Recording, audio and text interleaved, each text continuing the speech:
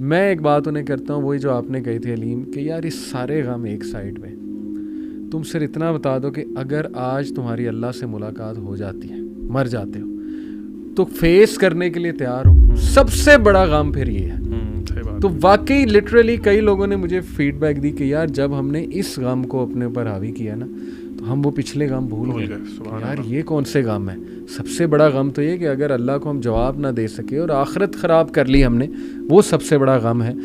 تو بہت تقویت ملتی ہے.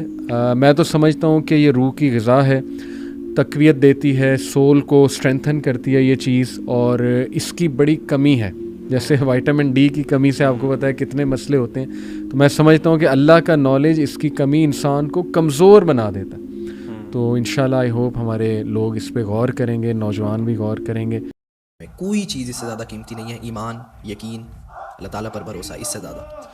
تو جب وہ حاصل ہو گیا تو اب بے شک میرے سامنے آپ لوگ اگر 3 لاکھ اگر فالوورز ہیں، 3,10,000، تو آپ 3,10,000 بھی میرے سامنے آ جاؤ اور مجھے گرانے کی کوشش کرو، تو پھر بھی میں یہی کہوں گا ان معی ربی سیہدین، کہ میرا رب مجھے راستہ دکھائے گا، یا میرا رب جو چاہے گا وہی ہوگا. تو یہ ہے اللہ تعالیٰ پر یقین. جس انسان کو یہ مل گیا تو اس کو کسی چیز کی جو ہے